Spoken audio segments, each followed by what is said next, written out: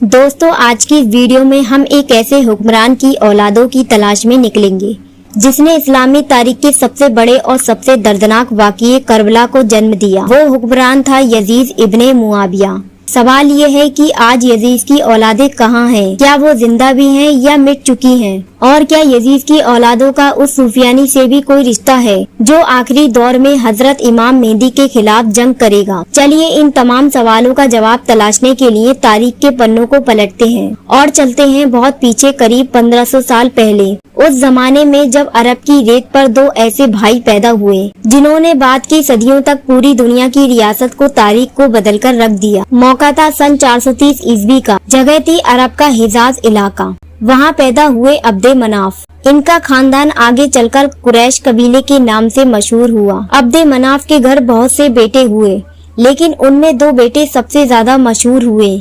एक का नाम था हाशिम और दूसरे का नाम था अब्दे शम्स। ये दोनों भाई जुड़वा थे और कहा जाता है कि माँ के पेट से भी एक दूसरे से चिपके हुए निकले थे। उनके वालिद ने तलवार से इन्हें अलग किया। उस दौर के नजूमियों ने चेतावनी दी थी कि तलवार से अलग करना अच्छा नहीं होगा, इससे आने वाली नस्लों में दुश्मनी पैदा होगी। और अफसोस वही हुआ।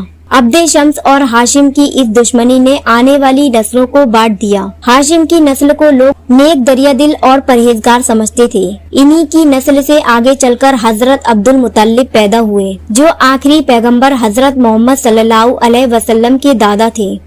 फिर हजरत अब्दुल्ला के घर पर हमारे प्यारे नबी का जन्म हुआ। इसी खानदान से हजरत अली, हजरत हसन और हजरत हुसैन भी थे। यही वजह है कि इन सबको बनु हाशिम कहा जाता था। दूसरी तरफ अब्दे शम्स की नस्ल को बनु उमैया कहा जाने लगा। इसी नस्ल से पैदा हुए हजरत उस्मान गनी, जो तीसरे खलीफा थे। अबू सुफियान और उनका बेटा मुआविया। मुआविया वही थे जिन्होंने हजरत अली से जंग की थी और उनके बेटों का नाम था यजीद, जिसने करबला का दर्दनाक हादसा करवाया। इतिहासकारों के मुताबिक मुआविया की कई बीवियां और उनसे बहुत सी औलादें थीं।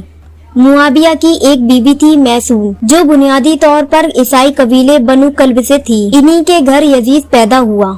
हजरत मुआविया ने अपने बेटे यजीद को भी अपने बाद खलीफा नामजद कर दिया। ये पहली बार था कि किसी ने शूरा की बजाय बेटे को वारिस बनाया। उस दौर के बाद से बड़े सहाबा और मुसलमानों को ये फैसला नामंजूर था, क्योंकि यजीद के बारे में सब जानते थे कि वह इस जिम्मेदारी के काबिल नहीं। हजरत मुआविया की मौत के बाद जैसे ही यजीद गद्दी पर बैठा, उसने हजरत इमाम हुसैन से बैत मांगी, लेकिन इमाम हुसैन ने इनकार कर दिया। इसके बाद जो कुछ हुआ वो आज भी दिल को हिलाकर रख देता है। करबला का मंजर, जहां इमाम हुसैन और उनके 72 साथियों को प्यासा शहीद कर दिया गया और खानदान की औरतों को कैद कर लिया गया। यजीद यही नहीं रुका, उसने मदीना और मक्का पर भी हमला किया। 683 ईस्वी में जब काबा पर हमला हुआ तो आग लगने से काबा को भी नुकसान पहुंचा। इसी साल यजीद की मौत हो गई। अब सवाल उठता है, उसकी औलाद का क्या हुआ? इतिहास में यजीद के 3 बेटों और एक बेटी का जिक्र मिलता है। बेटे थे मुआविया, खालिद और अब्दुल्ला। बेटी का नाम अतीका था। यजीद के बाद उसका बड़ा बेटा मुआविया कुछ महीनों के लिए गद्दी पर बैठा। कहा जाता है उसने अपने बाप की करतूतों से नफरत की और गद्दी छोड़ दी। उसे जहर दे दिया गया और उसकी मौत हो गई। उसकी कोई औलाद नहीं थी। इसके बाद यजीद के बाकी 2 बेटे खालिद और अब्दुल्ला की नस्लें बची। वहीं यजीद की बेटी अतीका की शादी मरवान बिन हकम के बेटे अब्दुल मलिक से कर दी गई। मरवान उसी उमैया खानदान की दूसरी शाख से था, जो यजीद के ताया का बेटा था। इसके बाद उमैया सल्तनत मरवानी शाख में चली गई और अगली नस्लें वहीं से आई। अब यजीद के बेटों की औलादें आज कहाँ हैं? तारीख और कुछ शिया किताबों के मुताबिक यजीद की औलादें यानी खालिद और अब्दुल्ला की नस्लें आज के दौर में सीरिया के इलाकों में रहती हैं। वक्त के साथ ये लोग वहाँ की लोकल आबादी में घुल मिल गए और कुछ रिवायतों के मुताबिक दौर में जो सूफियानी आएगा वो भी इन्हीं की नस्ल से होगा, जो इमाम मेहदी के खिलाफ लड़ेगा।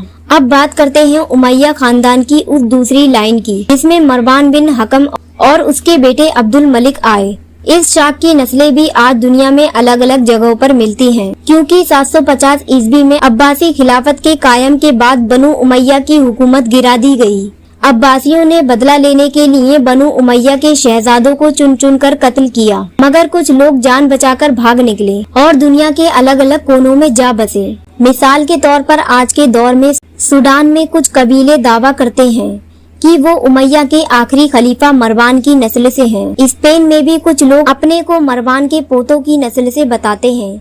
दक्षिण भारत के तमिलनाडु के कोना फैमिली का भी दावा है कि उनके पूर्वज उमैया खानदान से थे, जो जान बचाकर हिंदुस्तान आ गए थे। तो प्यारे दोस्तों, यजीद की औलादें मिट तो नहीं गयीं, लेकिन इतिहास की गर्द में खो गयीं। कुछ सीरिया में, कुछ दुनिया के दूसरे कोनों में आज भी मौजूद है, और हो सकता है आखिरी दौर में उसी नस्ल से वो सूफियानी भी निकल आए जिसका जिक्र हदीसों में मिलता है। तो उम्मीद है कि आज की इस तफसीली कहानी ने आपको वो सारी बातें बता दी होंगी जो आप जानना चाहते थे। अगर वीडियो पसंद आई हो तो लाइक करना मत भूलिए, अपने दोस्तों के साथ भी शेयर करें, और ऐसी ही और दिलचस्प और तारीखी वीडियोस के लिए चैनल को सब्सक्राइब करें और बेल आइकन जरूर दबाएं। अल्लाह हाफिज।